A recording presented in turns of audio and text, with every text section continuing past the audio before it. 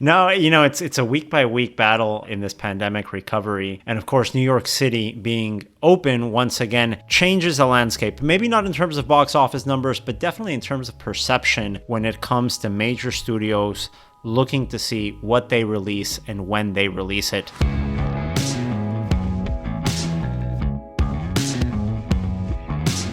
This is the Box Office Podcast. I am Daniel Loria, editorial director of Boxoffice Pro, the only print publication in North America exclusively focused on covering the theatrical exhibition industry. Joined here on our panel today by my colleagues Rebecca Pahle, the deputy editor at Boxoffice Pro, and Shawn Robbins, our chief analyst at Boxoffice Pro. Guys, this is our 50th episode, the New York City reopening episode, 50 weeks after this whole mess of a pandemic started. How are you feeling? I'm feeling good. I'm excited to get back to a movie theater. Actually, as we record this, tomorrow, March 3rd, is my 1-year anniversary of the last time I went to a movie theater. So I won't quite make it back within that 1-year mark, but it will be shortly thereafter, which is better than it could have been. Wait, what did you see on March 3rd, 2020? Personal History of David Copperfield, the Searchlight Pictures release. Nice. That was a fun one. I still haven't gotten to see that. There's a lot of these like blind spots in COVID releases that obviously because New York City was open, I missed. But Shawn, you're over in Tennessee. How are things going on your end? Not too bad. This weekend was interesting because as the news was coming out from the box office that we'll talk about today, we actually went to the theater because Lord of the Rings was playing in IMAX. So for me, big nerd, I'm like, never seen Lord of the Rings in IMAX, gonna go see Lord of the Rings in IMAX. Extended editions or theatrical? Theatrical, and I only did Fellowship. I didn't realize they were even going to be there until like Thursday, so it was like last minute decision, but I haven't seen that many people at a theater since the pandemic started. And so from that perspective, I was feeling, not back to normal, but kind of encouraged. Just not just from people going to see Lord of the Rings, but also families that I saw going in to see Tom and Jerry. So from a professional standpoint, I feel a little better this week than have most weeks. I think the whole industry does, Shawn. Yeah. And you mentioned it in passing there, Tom and Jerry opening to $14.1 million here in North America. I hate to put you on the spot here, Shawn, but you were wrong on this one. And this is the good times when we're wrong on something. So this exceeded expectations, or even the most positive expectations I think the entire industry had for a title like this. What happened with Tom and Jerry last weekend? Yeah, it's definitely one of the times I'm happy to be wrong. And probably the only time since Endgame that I think we can say every model was broken. And I don't think you'll ever hear Tom and Jerry and Endgame compared in the same sentence again. But that's what happened. We're talking about, you said 14.1 million. That's with under half of theaters open. That's with essentially a similar number of theaters that were open when Wonder Woman released. And it only opened $2 million under that film. That says a lot, I think, because in a normal world, Tom and Jerry is not going to open anywhere near what Wonder Woman would have opened to. So I think this suggests, we know that private screen rentals were strong, and those are very notoriously hard to track in pre-release sales, which factors into forecasting to some level. And I think that's just going to be a common aspect until, we get on the other side of the pandemic and when screen rentals aren't as affordable as they are. So it's kind of one reason we have to go into every forecast being as cautious as possible, because there is just that unknown element that is untrackable. But in general, I think it speaks to the fact that families, particularly parents with young kids, are just itching to go back. And when the content is there, even if it's available at home, they'll still go out and see it in a theater. And we've also seen data that it was a very diverse audience. And that's always been crucial to these box office surprises. So what that speaks to is we're not back to a level of normality, but we're seeing micro trends of what normality looks like. And Tom and Jerry is just kind of the next step. We'll see what Raya can do to build on that this week. I just think of here in the Northeast, or even you look at states like Texas that just got over very difficult winter weather. We are in the dead of winter. It's very cold outside. You've got 2-3 kids running around. what are you going to do come Friday, Saturday, Sunday? If there is a relatively safe during the pandemic activity that can be done indoors, it's going to be going to the movies. And especially crucially, like you mentioned, Shawn, those private watch parties, those private rentals that have done so well for all of the cinemas that have been doing them. It's going to be interesting to see, as you say, how that business continues. There might be the potential that private rentals cannibalize regular box office. We don't know yet, but we're going to get additional data points to that end because, Rebecca, as we opened the episode, New York City opening this week on Friday. You and I are actually going to see each other for the first time in person as we go to a couple of our favorite New York City theaters that are going to be opening. What's the latest update on that end in New York City? Well, AMC has said that they'll be opening 13 locations in New York City on March 5th. Showcase Cinemas will be opening 3. And then shortly after the announcement was made that cinemas would be able to reopen in New York City on March 5th, Regal put out a statement on social media basically saying, we're keeping an eye on this. We are not going to reopen yet.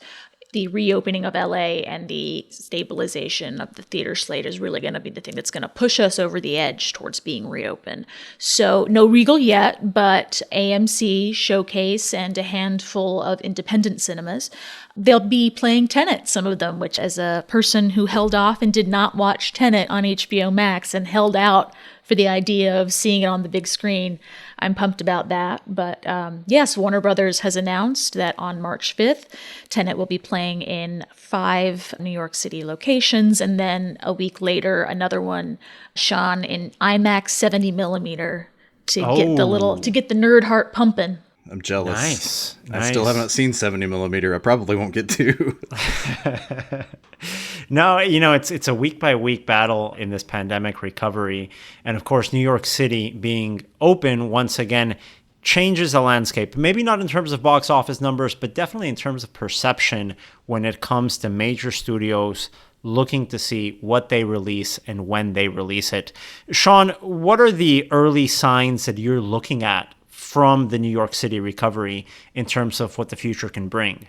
Yeah, I think it's a great point to mention. You already really hit the nail on the head. We're not going to see an overnight return of box office just because New York is open, but it is very symbolic in that, number one, a few months ago, Regal very specifically cited New York and Los Angeles as the reason they were closing their theaters until they came back online. We're halfway there now, and the rumors are very, nothing official. So this is just strictly speculation from people in the industry that LA could be soon to follow here. But what New York does is provide that template. And now that they are reopening, studios can look at their release slates for this year and have, at the very least, more confidence than they have at any point in the last 12 months. Because what that means is marketing engines can fire back up. New York is particularly important there because what happens in New York, contrary to the Las Vegas saying, from an entertainment standpoint, spreads throughout the world. Marketing it's essentially the marketing capital outside of LA, particularly for the movie business. And what we see now is March has a slate of the most mainstream films to come out in theaters. Again, since before the pandemic, we have Raya, Chaos Walking this week. We'll have Godzilla vs. Kong and Nobody later in the month. And at that point, I think Hollywood sits back and looks at the trends, not just in New York, but countrywide in March and April. And it will really play a big role in determining what happens to that summer schedule. And it will be still a slow rollout over these next few weeks. As we mentioned last week, New York City is only able to be open at 25% capacity, which for a lot of these theaters isn't really going to be financially viable in the long term. NATO and NATO of New York both said essentially this is good, but we're waiting for it to get back up to 50. Definitely, I feel like it's kind of a continuation of the stepping the toe in the water that we've seen happen a few times this year with Tenet, with Wonder Woman, and hopefully this time it'll stick a little better with the vaccine rollout coming along. Yeah, that's going to be a crucial point. What role the vaccine rollout plays as capacity measures either increase or decrease. Of course, we're also dealing with a number of variants of that COVID-19 strain going around different states here in the US and several different countries. It's a tricky time. It feels a little bit too early to celebrate, but as you noted, Rebecca, 25% is an improvement over zero. And that's really where we've been for nearly a year here in New York City. Now, that reopening in New York is also getting expanded to other markets. Rebecca, you spoke last week about Quebec and Montreal specifically in Canada opening back up finally after a period of another closure. And we are seeing progress in the Latin American market with major cities like Mexico City and Buenos Aires in Mexico and Argentina, respectively, opening back up, circuits getting ready and ramping up in those markets. Now, when these movie theaters open back up, there are not only capacity restrictions they have to contend with, but there is also another new factor thrown into the mix. And that has to do with the increasingly shortened theatrical window.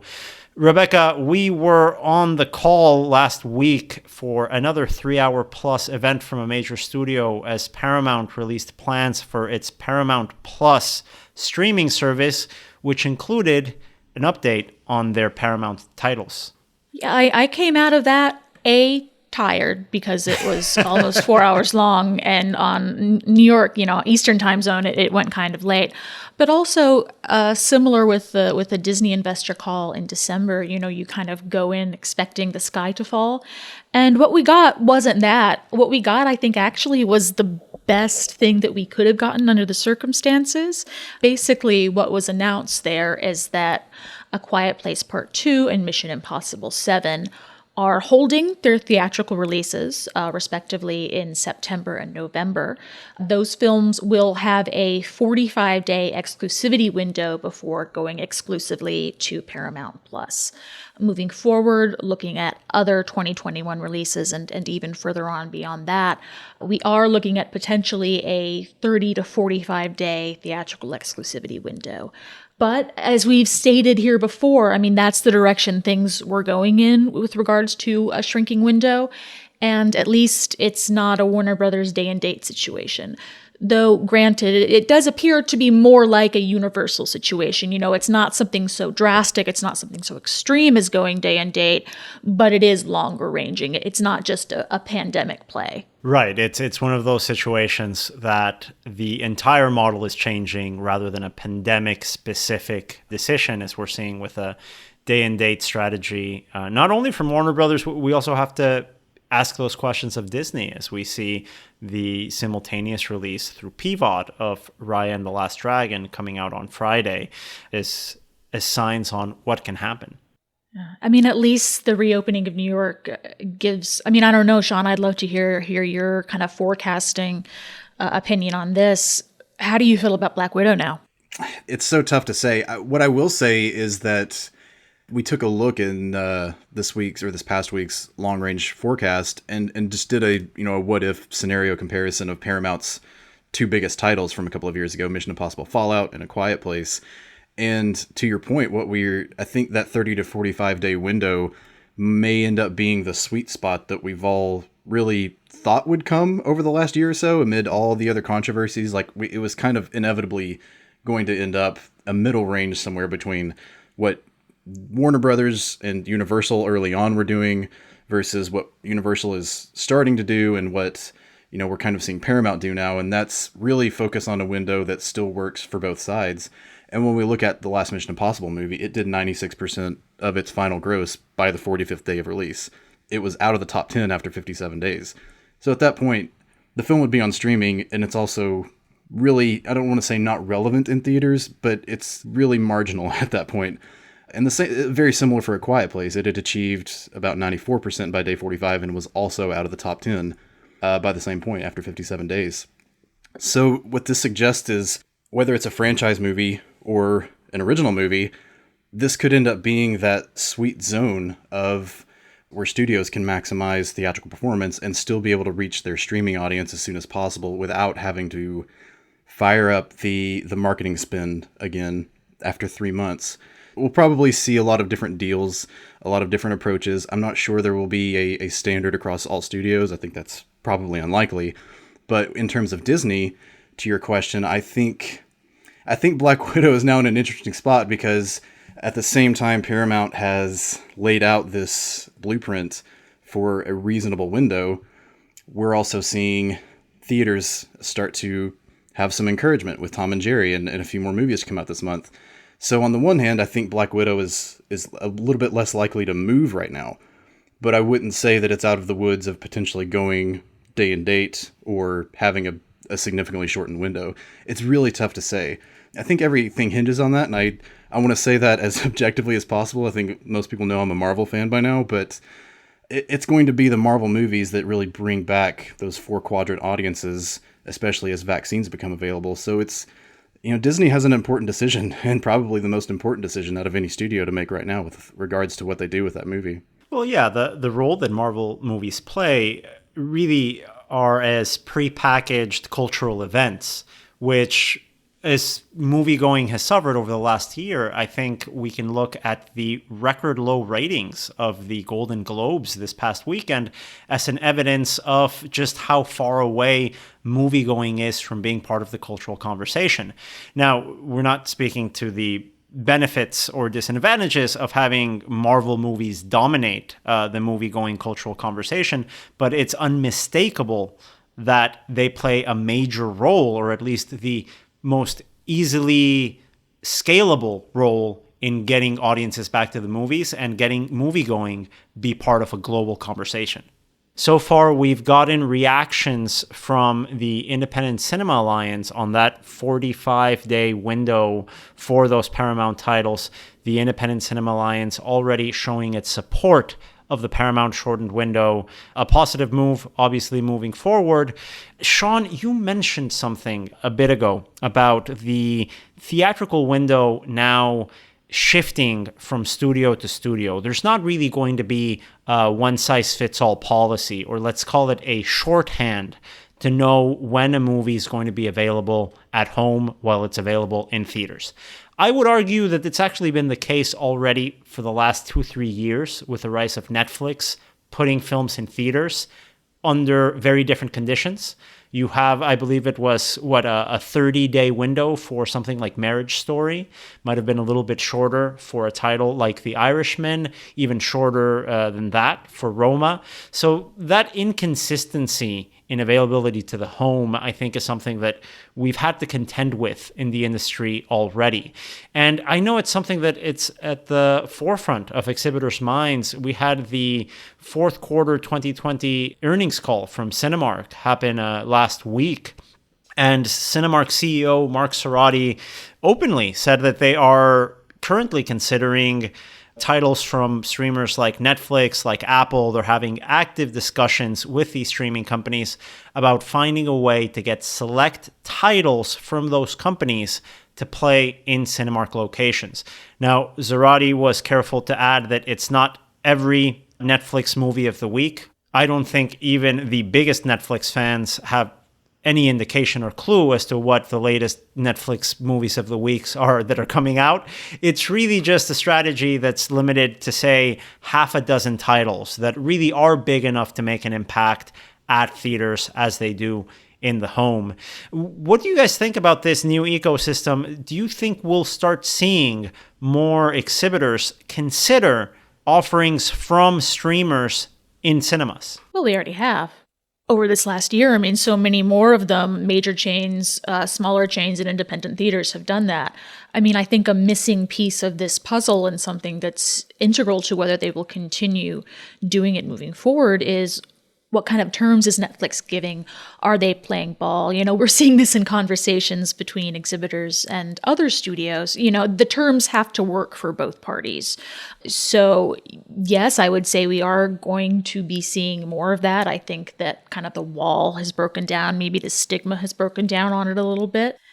I don't know. I bristle a little bit at Netflix treating exhibitors and treating movie theaters like just another part of their marketing arm. Like, oh, you can go see it in a movie theater for 2 weeks, and then we really want you to go see it on our platform. But really, I mean, is that not the same kind of thing that's happening with Disney Plus, with HBO Max, even with Paramount Plus now? How much are they marketing apps and how much are they marketing movies? That's an important distinction. That's how the studios are going to approach it, because their concern is their product, and that's natural. Exhibitors have to, I think, divorce themselves a little bit from that and, be in it for themselves the way studios are. Market themselves. Market their role in the community, market the services they provide. Let Disney do all the marketing they want for Black Widow. You market yourself. And don't just get lazy and post the latest trailer and call it a day. And that turnkey exhibition model of just marketing based on trailer alone, I think, as you note, that's probably going to be a thing of the past. I think marketing towards movie going, towards the experience. Marketing, let's look at restaurants. Let's look at the airline industry. Let's look at hotels. Let's take lessons from those hospitality industries. They market the amenities. And we've seen, covering this in this industry through Box Office Pro, just the enormous amounts of investment that's been going to these amenities, whether it's service menus, bars, recliner seating, just all sorts of premium large format technologies. I think a second part of this question that goes over to you, Shawn, is how much box office potential can the exhibition industry find from this half a dozen titles that are usually going to Netflix or to Amazon? Is that really going to be a considerable part of the box office moving forward? Should major circuits adopt them? That's a tough question. And I would go back to kind of what Rebecca was mentioning in terms of what the agreements are between these exhibitors and streamers like Netflix and Amazon. Are we going to see traditional splits that we've seen, say, with Universal and studios in terms of what they make on opening weekend, and whether there's an incremental increase week to week with how much share the theater takes back from that? I can see a scenario playing out where, again, now that conversation is probably more open, and we see examples like, say, Mission Impossible or the next A Quiet Place movie. Let's say those films maybe, quote unquote, only lose out on $3 to $5 to $7 million total because of going to a PVOD release after 45 days. Mm-hmm. That's a realistic amount of money that, say, something like The Irishman could make in theaters even when it's streaming, or A Marriage Story. These are not unachievable numbers. So, yeah, I mean, to answer your question, I think it's very possible. I think it's just going to be a winding road of getting there.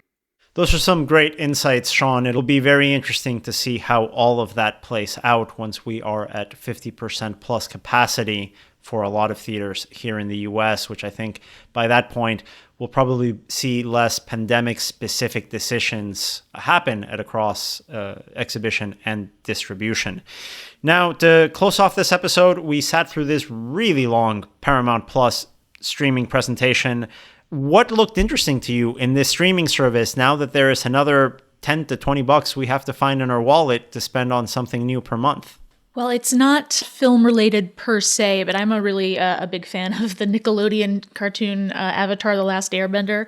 I think it's really well done, and it's just good season arcs, and it's kind of something that was very kind of popular when it first aired, and then M. Night Shyamalan made a movie adaptation of it, and that was horrible. So I'm excited to see the announcement that they're creating this whole Avatar Studios to really build out the world building and create TV shows, movies. So that was what caught my eye, from a fangirl perspective there. Shawn, how about you? I've actually announcement. I've been a subscriber to CBS All Access. Oh my God, you too. It's the two of us. Well, wow. Yeah. It's the soccer. It's the Champions League that got you through there.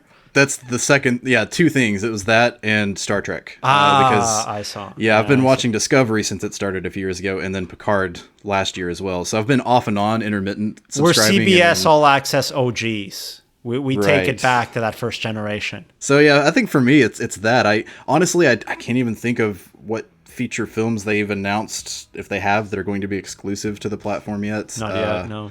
So I guess for me, it's just got to be the Star Trek franchise, though there are plenty of cautious horror stories with how that can be overdone, but that's for another day.